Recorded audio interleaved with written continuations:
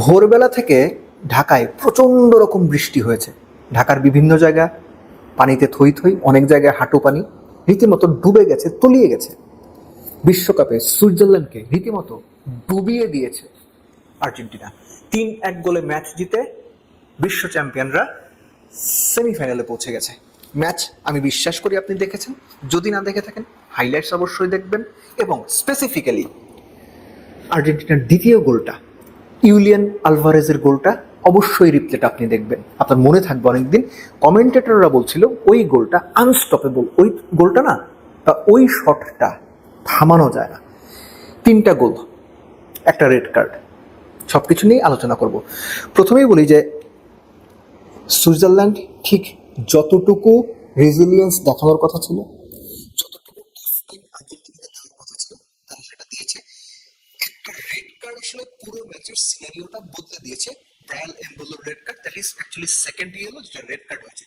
শুরুতে শুরু করি হচ্ছে আপনার অ্যালেক্সিস ম্যাকালিস্টারের গোলটা দিয়ে, আর্জেন্টিনা যে গোলটাতে লিড নিয়েছিল 10 মিনিটের মধ্যে। অ্যালেক্সিস ম্যাকালিস্টারের কথা আমি এর আগেও বলেছিলাম যে যখন তাকে ডিফেন্সিভ মিডফিল্ডারের রোল না দিয়ে একটু ওপরে, একটু মোর অ্যাটাকিং রোলে খেলানো যায়, তিনি তার বেটার বা বেস্ট আউটপুটটা দিতে পারেন।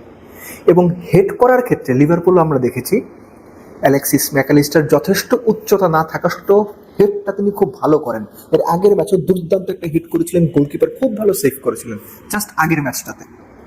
এই ম্যাচে হেড করে লিড নিয়েছেন এবং খেয়াল করে দেখেন যে দুইজনের মাঝখান থেকে তিনি হেড করেছেন। 6 ফুট 1 ইঞ্চি, ব্রায়ান এমবোলো যিনি পরে রেড কার্ড পেয়েছিলেন 6 ফুট 2 ইঞ্চি, আর অ্যালেক্সিস ম্যাকালিস্টার টেনে টুনেছে 5 foot 9 inch.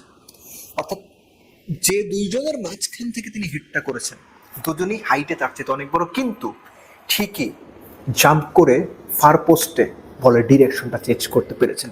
That was a fantastic header. Argentina lead খুইয়েছে। ইন বিটুইন এমিলিয়ানো মার্টিনেস দুর্দান্ত দুটো সেভ করেছেন, একটা 1-on-1 সেভ ছিল অলমোস্ট। এবং আর্জেন্টিনার যে ফ্যাশনে ডিফেন্স চেরা পাস দিয়ে অপোনেন্টকে ব্রেক করে, আর্জেন্টিনাকেও ঠিক একইভাবে ব্রেক করে সমতায় ফিরেছিল সুইজারল্যান্ড। এরপর হচ্ছে রেড কার্ডের যে বিষয়টা, ব্রায়ান এমবোলোর রেড কার্ডটা প্রাথমিকভাবে ফাউল মনে হয়েছিল, কিন্তু পরবর্তীতে এটা নিয়ে আলোচনা তর্ক বিতর্ক সবসময় যেমন হয় সেটা হতে পারে। কিন্তু যখন VAR দেখলো, সেটা দেখা গেল ব্রায়ান এমবোলো তিনি অ্যাকচুয়ালি ফাউল হওয়ার অভিনয় করেছিলেন। সহজ কথায় ডাইভ করেছিলেন। ডাইভিংয়ের জন্য রেফারি তাকে দ্বিতীয় হলুদ কার্ডটা দিয়েছেন, সেটা রেড কার্ড হয়ে গেছে 72 মিনিটের সময়। এবং এই রেড কার্ডটা ম্যাচের কমপ্লেক্সন চেঞ্জ করে দিয়েছে, মোমেন্টাম, একই সঙ্গে ম্যাচের গতি প্রকৃতি বদলে দিয়েছে।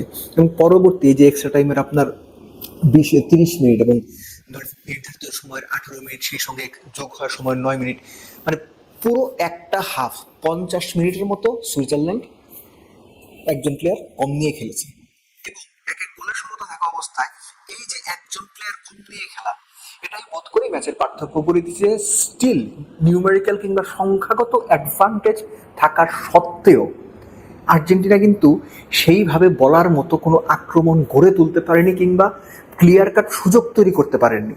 এমনকি দ্বিতীয় বলে ইউলিয়ান আলভারেজ যখন লিডটা এনে দিলেন, তার আগে, ঠিক তার আগে আপনারা মনে করতে পারেন মেসি নর্মালি কি করেন, উইংয়ে থাকলে কাটব্যাক করে ভেতরে ঢুকেন, আর্ক যেটা আমরা যেটা ছোট ডি বলি, ডি বক্সের জাস্ট বাইরে যে ছোট ডির মতো, সেখান থেকে শট নিলেন, গোলকিপার সেটা সেভ করলো।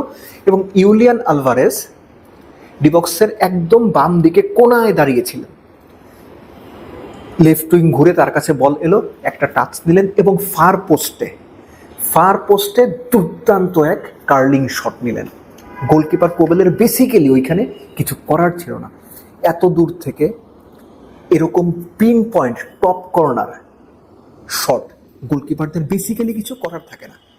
আপনি অবশ্যই ইউলিয়ান আলভারেজের গোলের হাইলাইটসটা দেখবেন, যদি না দেখে থাকেন। এই বিশ্বকাপের অনেক চমৎকার চমৎকার গোলই তো আমরা দেখেছি, কিন্তু এই গোলটা পার্টিকুলারলি সিচুয়েশন বিবেচনায়, ইউলিয়ান আলভারেজের ফর্ম বিবেচনায়, ম্যাচের পরিস্থিতিতে মানিয়ে নেওয়া বিবেচনায় এবং দলকে সেমিফাইনালে তুলতে হবে, এই যে চাপ, সব কিছু বিবেচনায় that was absolutely marvellous goal.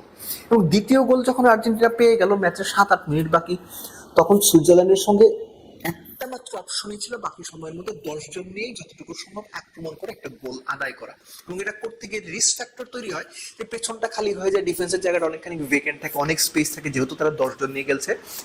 Argentina counter অ্যাটাকে সুযোগ পেয়ে লাউতারো মার্তিনেজ তিনি গোল করে পুরো ম্যাচটা সিল্ড অফ করে দিলেন। অর্থাৎ আর্জেন্টিনা সেমিফাইনালে পৌঁছে গেল, তাদের প্রতিপক্ষ এখন ইংল্যান্ড।